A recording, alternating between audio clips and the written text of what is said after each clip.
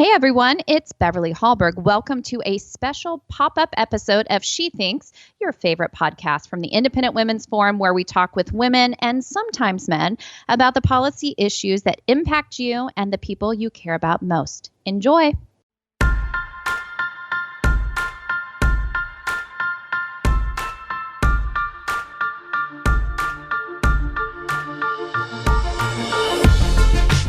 Hey everyone, I'm Julie Gunlock, Director of IWF Center for Progress and Innovation.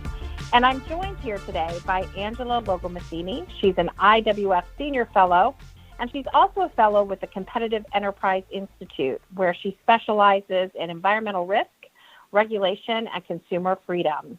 Since joining CEI in 1998, gosh, you've been there a long time, Angela, her work has featured in Forbes, the Huffington Post, New York Post, and the Wall Street Journal, among other publications. You can see her on CNN, CNBC, C-SPAN, Fox Business, and dozens of radio shows, including programs on NPR, CNN Radio, and Radio America. Prior to joining CEI, Logomasini, this is IT time reading your bio, Angela. Angela served as legislative assistant to U.S. Senator Sam Brownback of Kansas and was also an environmental editor for the Research Institute of America. Welcome, Angela. Angela is also a very good friend of mine. Welcome, Angela. Thanks for having me on your show, Julie. So we are going to talk about what some people might consider an obscure topic. There's a particular kind of chemical that's being, I would say, sort of vilified in the media a little bit, but certainly by anti-chemical alarmists. Now, this is something that you have written about. You've written an op-ed about it, and you've done some work for IWF about it. And I definitely want to hone in on that issue. I think it's a great example of how anti-chemical alarmism can really affect other industries, and in this case, the medical industry. But I also want to talk to you a little bit, sort of get an update on what you're seeing in that activist area, the anti-chemical activist area, sort of get an update on that. But let's start off by talking about this chemical called ethylene oxide. It is often shortened to EO, thank God. And this is the one that we're going to focus on today. Again, I mentioned that you've written for IWF on this. You have a great Two Truths and a Lie, which is a fantastic feature that IWF has on ethylene oxide. And before we get too deeply into it, just tell our audience, what is it? What is ethylene oxide? What are its uses? And why are people freaking out about it? Okay, so it's a gas, and it is very effective in sterilizing medical equipment. And because it's a gas, and unlike other chemicals that are used to sterilize medical equipment, it can perforate all the nooks and crannies. It doesn't get the product wet, so you can pack your bandages and all other items ready to sail, and then you put them in these chambers, and they pump the gas in. It sterilizes them, so they're sterile in the package, and it's pretty affordable, and it's been used for decades. It's also a chemical that's sort of naturally in the environment. If you smoke, there's ethylene oxide. If there's any kind of combustion, there's ethylene oxide.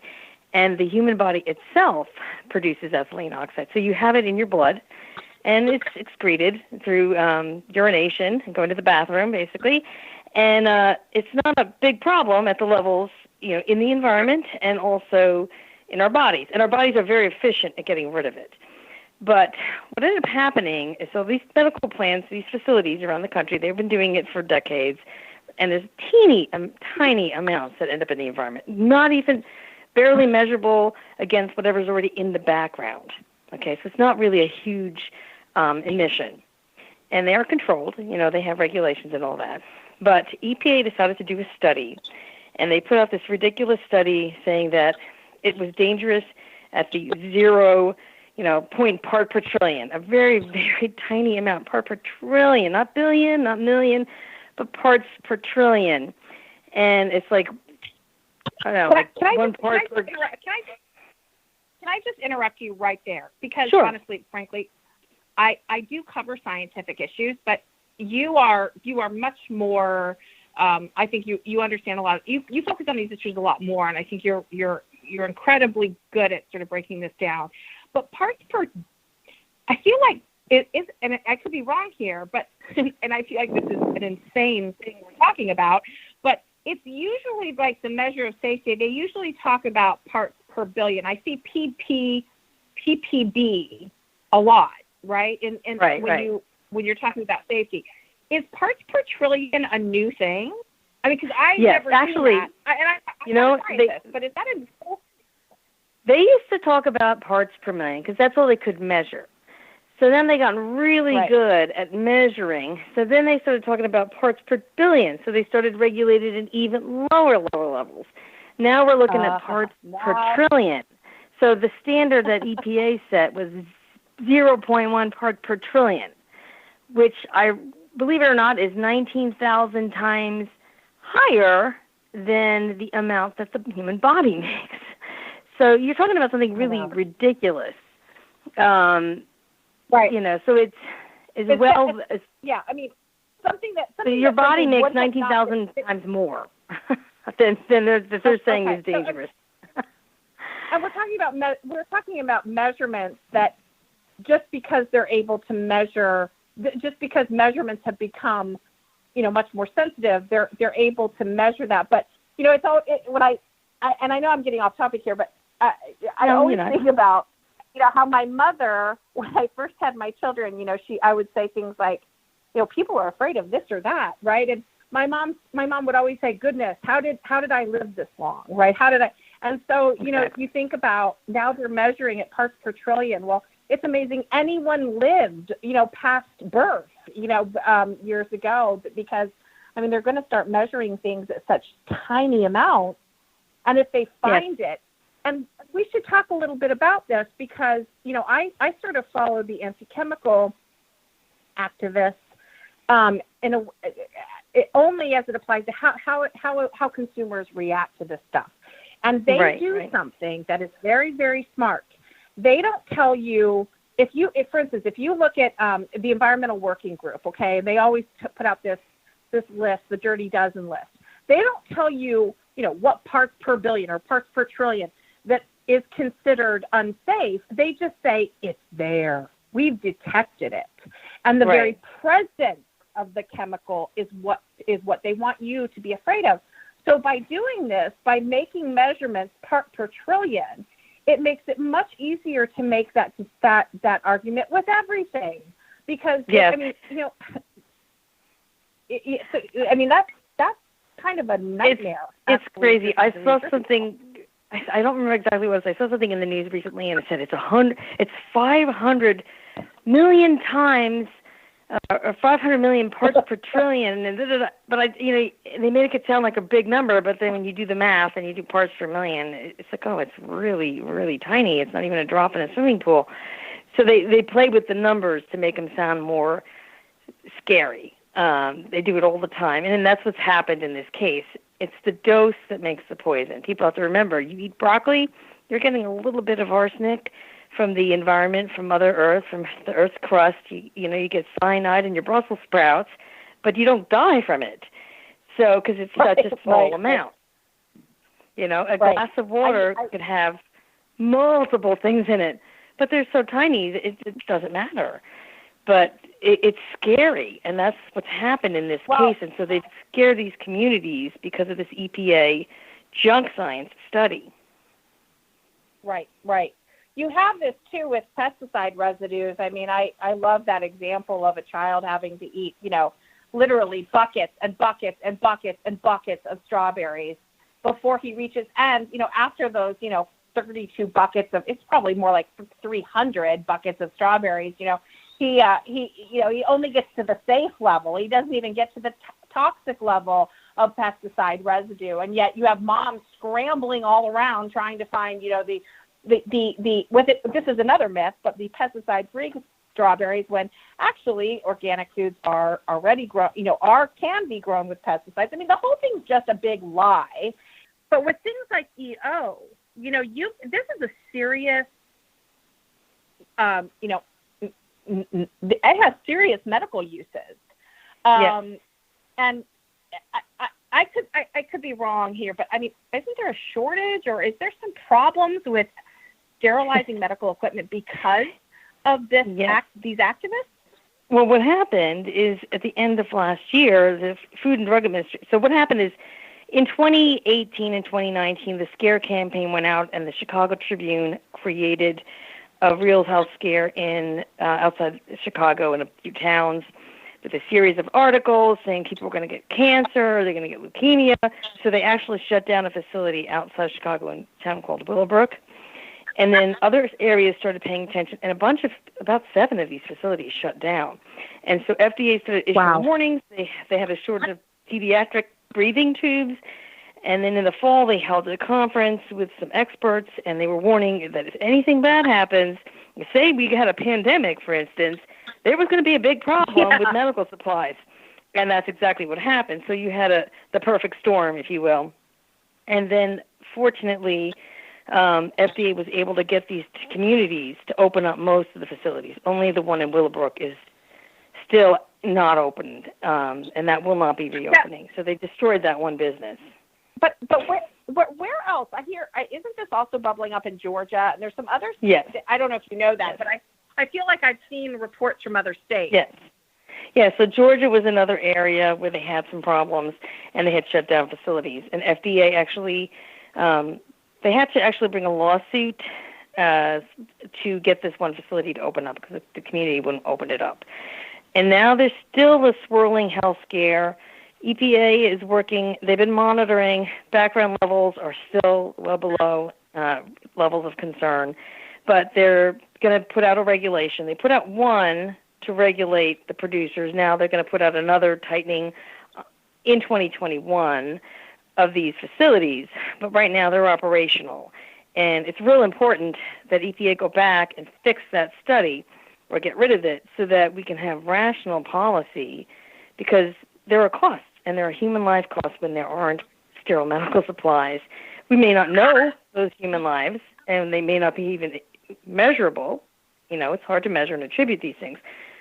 You say that they need to go back and they need to fix the study, or they need to correct the study, or they need to show the evidence, and they need to present the evidence, and certainly do a better job of that. I mean, one thing I have always had a problem with is these agencies have do a very bad job of communicating this stuff to the public, although it is science and these things are confusing. For goodness sake, it took me a week to even say ethylene oxide without, stumbling all over myself. It was not that hard. There are other glyphosate was another one that took a while. So, I guess that these things can be hard for people to explain, but they do need to do a better job. But this brings up, and I don't want to put it too much to politics here, but tell me a little bit about what was the regulatory state of these kinds of chemicals and other even agrochemicals under the Obama administration. I would assume that there has been an easing up of these types of I would say regulations based on bad science since the Trump administration came in. Is that correct? That is correct. They haven't corrected the ethylene oxide stuff. And interestingly, that wasn't even a regulation. It was an assessment. And it wasn't a full risk assessment. It was just a partial one that one of these research entities at the EPA put out. But there have been some pushback, surprisingly, because I'll tell you, most Republican administrations are too afraid. But they push back. Another one that's hard to pronounce, chlorpyrifos, which is a pesticide. Oh, I've never been able to do that. I admire you so much. Say it again. So chlorpyrifos. It's really important for orange growing and lots of fruits and vegetables. You want to be able to afford healthy fruits and vegetables. Farmers need tools. And in this case, the study that the Obama EPA used, one study, very bad quality. The Science Advisory Board or the Science Advisory Panel at EPA said not a very good study. And the researchers who are funded by NIH and EPA are really activists. They're not really academics. Yes. And they put this study out, and they refuse to release the data because the data is incomplete and very poor quality. That's, and so nobody can validate it because they won't release it. But the Trump EPA has pushed back, and they did not ban the chemical. And so they are trying to improve the science, which is very positive. And I tell you that the activists are so spun up about that. I tried to find some information. I know you have written on it. I really encourage people to go to CEI.org and find Angela's writing on that pesticide, which I can't say, chlorpyrifos. You know what? Right, that's how I've been saying it until a colleague of mine corrected me.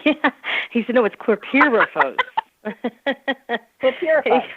Okay. Well, I don't know. Listen, something along those lines. I rely on smarter people like you to say those tough words. So the point is that there is a pesticide out there that is probably, it's funny, Angela, I feel like it used to be glyphosate. And this one, and it still is. I mean, people still freak out about Roundup and glyphosate.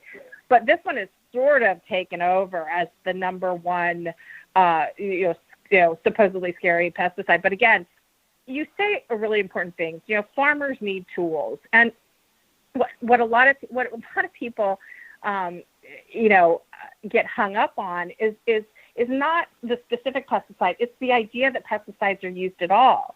And it's really too bad, because I think if people do speak to farmers, and I know a lot. I grew up in Central Illinois. I grew up with farmers, but also I know a lot of farmers, and I talk to a lot of farmers, and these are tools that help them increase yield. They care about the environment. They care about their land. They probably care about their land, or land in general, the earth in general, more than anybody else. They really, because they won't grow anything if they destroy their own land. So, not to mention the fact without those pesticides, they'd have to plant more land. There'd be less land for wildlife. Exactly. They'd have to plant a lot more land.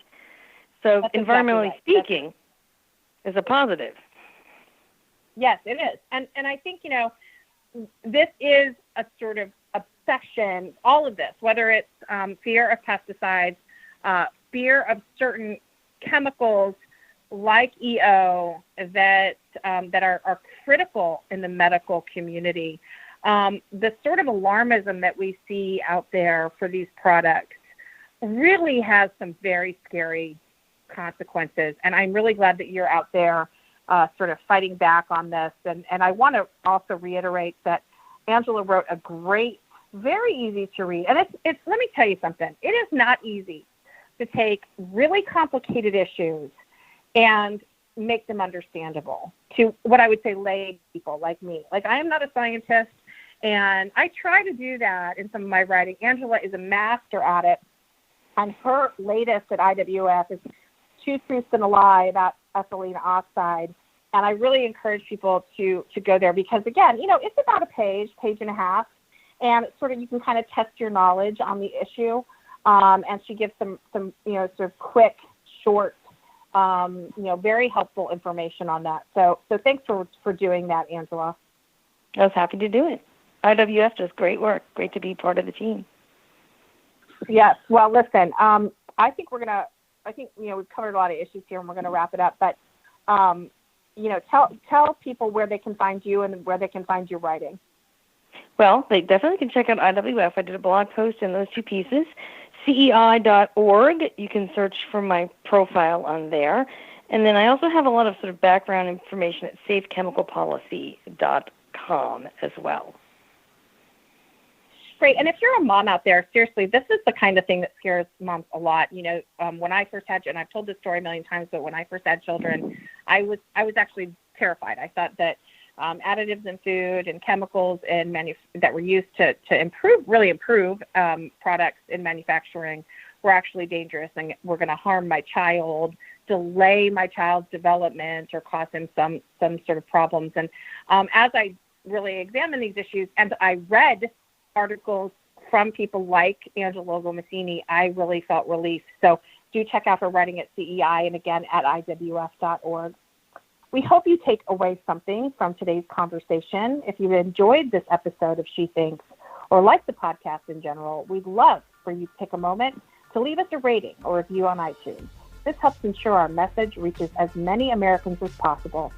Share this episode and let your friends know they can find more She Thinks episodes on their favorite podcast app. From all of us here at IWF, don't forget, you're in control. I think, you think, she thinks.